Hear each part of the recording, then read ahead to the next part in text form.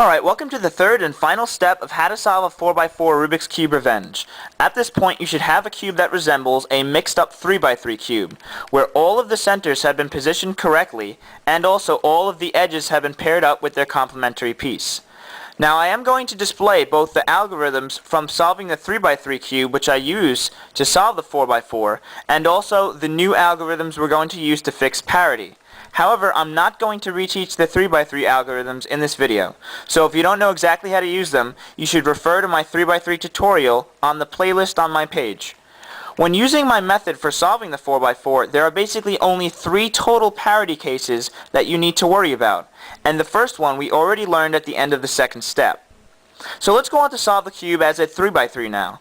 Basically, you should already know how to solve a 3x3, so I'm not going to explain in detail some steps which involve basic 3x3 moves.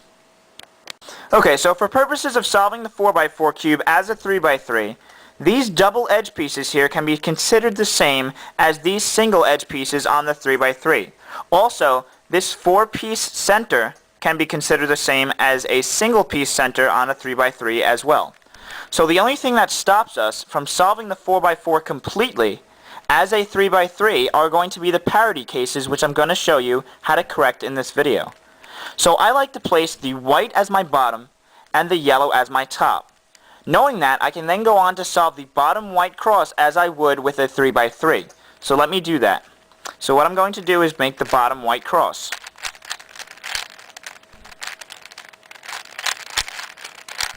So now you can see I have a cross on the bottom that is comparable to having a white cross on the bottom of a 3x3. Each of these edges have been paired up with its side center and it's also with its bottom center. So then what I do is I place each of these corner pieces down with its respective edge piece, which is basically comparable to a middle edge piece on a 3x3. So let me go ahead and do that as well. So there I have one placed. To place another one, which is there.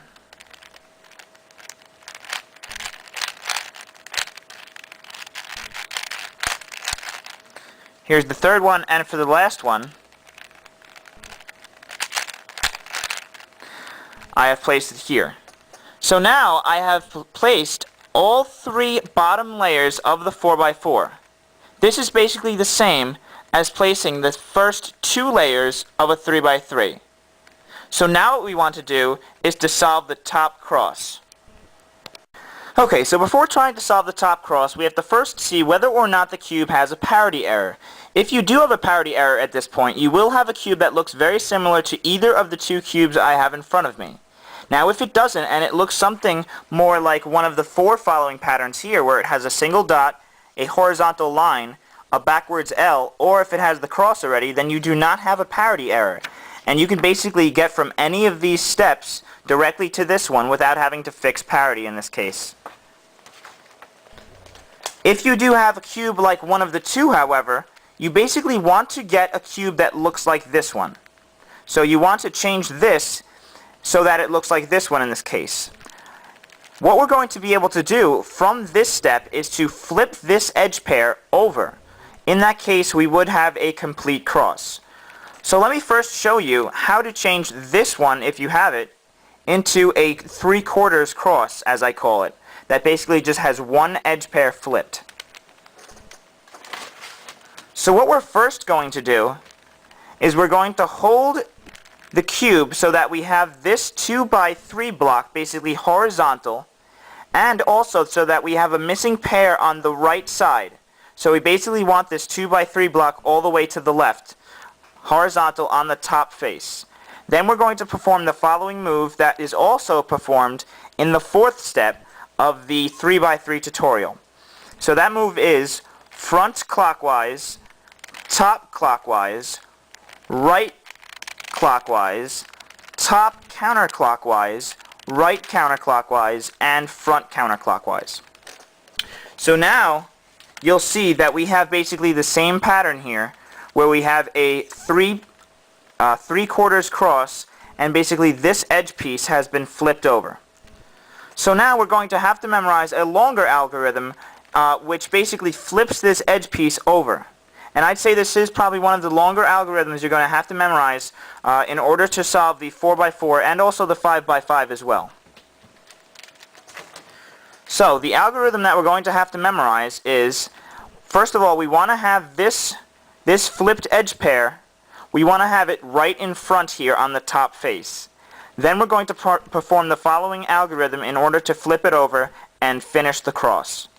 So we're going to do both right layers 180 degrees, the back face 180 degrees, the up face 180 degrees, both left faces clockwise, the up face 180 degrees, both right faces counterclockwise, the up face 180 degrees, both right faces clockwise. Then we're going to do the up face 180 degrees, the front face 180 degrees, both right faces clockwise, the front face 180 degrees, both left faces counterclockwise, the back face 180 degrees, and we're going to do both right faces 180 degrees. So what you should see at this point is that you have a completed cross. So what we're going to do now is basically finish the top face so that it is one solid yellow color. Okay, so at this point you should have a yellow cross on the top face of the cube. Because we corrected the previous parity error in which that one edge piece was flipped, we can now solve the entire yellow face exactly like a 3x3. So you should know how to complete the top face of the cube, which is explained in detail in the 5th step of my 3x3 tutorial. I will provide the algorithms, however, so you can see which algorithm I am using, but you should know how to position the cube correctly already. So, what I'm going to do now is to solve the entire top face. The algorithm I'm going to use is right clockwise, top clockwise, right counterclockwise, top clockwise, right clockwise, top 180, and right counterclockwise. I'm then going to use that same algorithm again to complete the top face. So, right clockwise, top clockwise, right counterclockwise, top clockwise, right clockwise, top 180, and then right counterclockwise. Okay, so now since the entire top face is complete, we want to position the top corners. So we look around the top layer until we find two adjacent top corners which have the same color, as we do here. This is now denoted as the back face. So setting this as the back face, we then perform another algorithm which corresponds with step 6 in my tutorial. So that algorithm is right counterclockwise, front clockwise, right counterclockwise, back 180 degrees, right clockwise, front counterclockwise, right counterclockwise, back 180 degrees, and right 180 degrees. So what we'll see in this case is that we have one solid side here and another solid side on the opposite side. So this goes on the green side and this goes on the blue side. So we'll flip it 180 degrees. Okay, so now what you'll see is that the two top edge pieces here, the two top edge pairs, have been flip-flopped. This goes on the red side and this goes on the purple side. So the algorithm which we're going to have to know in order to flip-flop these two edge pairs is the following. Inside right face 180 degrees, up face 180 degrees, inside right face again 180 degrees, both up faces 180 degrees, inside right face 180 degrees, the both up faces 180 degrees, and then we're going to rotate just the top face 180 degrees. So if you completed that move correctly, you should have a completed cube. You might also have to perform the step 7 part of my tutorial, which you perform the Allen algorithm as well.